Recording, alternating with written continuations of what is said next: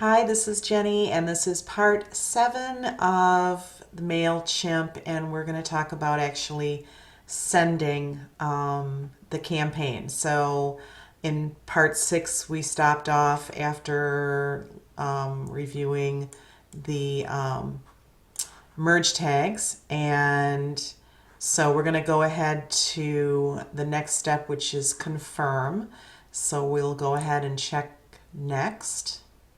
Okay, so this is where we want to really carefully check everything and first send the test email to yourself. So at the top, the most important thing to look at is the list.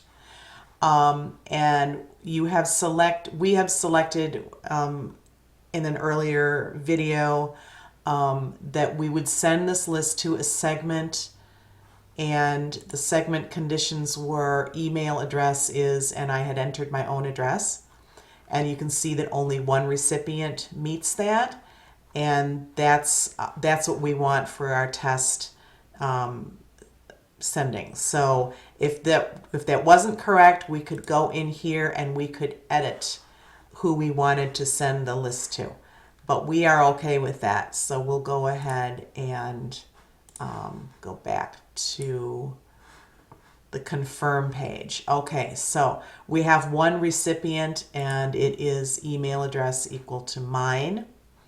The subject line we had changed down in setup.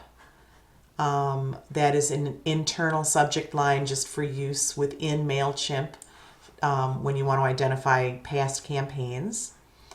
All replies, we had set that up also, I believe, in setup, and it is currently set to publicity@gmail.com. We can also edit that field if we wanted to change it. We had talked about previously this delivery warning. We had accepted the fact that some people might not get it because it's from this email address at gmail.com, and we had talked about the fact that we might at some point purchase our own domain name, so it's at fairfieldkat.com, and then we wouldn't see this deliverability warning again, so we're okay with that. Tracking, you can just leave there. We're tracking clicks within the campaign, which we will talk about in a moment. We're sending it as an HTML email that can stay the same. If people want plain text, they can get plain text.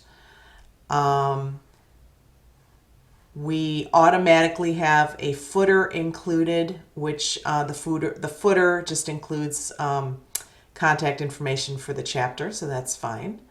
We chose not to enable social cards for the campaign.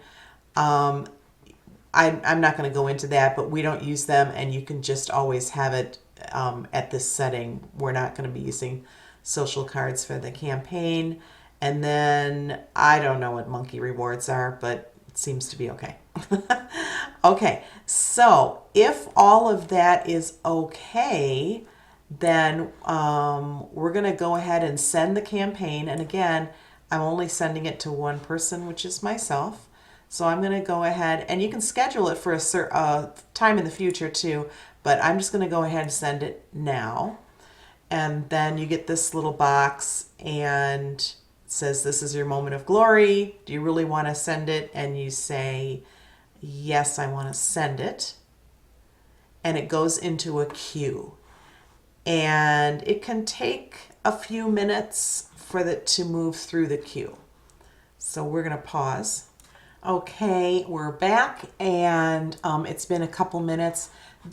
You would think that this would update and say your campaign has been sent, but it doesn't seem to do that. So I'm going to go back to campaigns.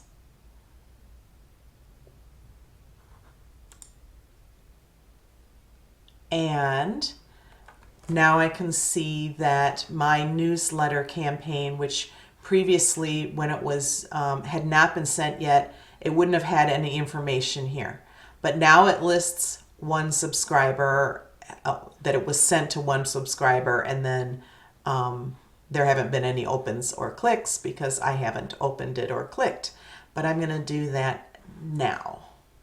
So here is my email inbox, and here is the newsletter, and this is how it appears in the newsletter. And let's go take a look at it. And I'm curious, I just want to make sure everything kind of looks okay with the draft that we made, and if anything needs changing. And in particular, I want to make sure that my merge tags worked. So it looks like everything is working here. It's got the correct chapter name. It's got my member level, and that I'm listed, that I paid Fairfield County, and I'm fraternity life level, life loyal. So this is the key information that I wanted to make sure came over correctly from the list, and it did. And then if there's anything on here visually that I just don't like the look of, then I can go back to MailChimp and make changes. So going back to MailChimp, if I refresh this, I can see now that my 100% of my one open, which is 100% of my subscribers for this particular campaign, because there was only one, you can see that that got updated. I didn't click on anything in the email, but if I had, it would show that I had made a click. So then I would go into my replicated, into my new campaign, and I would click send to the entire list. And this is assuming that I didn't want to make any more changes to setup or template or design. If I did, I'd probably keep it on send to new group to myself. I would go in and I would change anything. If there was something in the design that I wanted to change, I would change it. I would go to confirm, and again, I would send it just to myself. I do that a couple times until it's perfect, and I keep replicating campaigns until it's perfect, and I am ready to then say, okay, send to my entire list. So that's where you would click here, and then skip over to confirm. And now it says 824 recipients, and everything else would stay the same. And I'm not going to do it right now, but that's where you would click send, and then you would get the confirmation come up.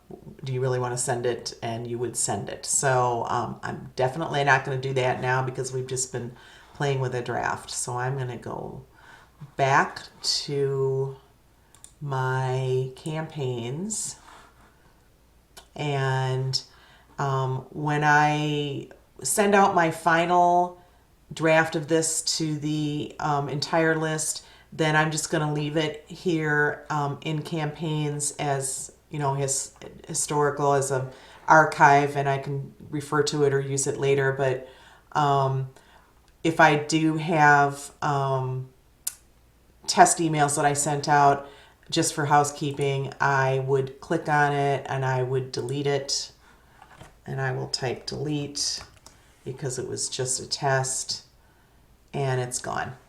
So that is how to send campaigns, and I hope that you have been able to follow this, and thanks for watching.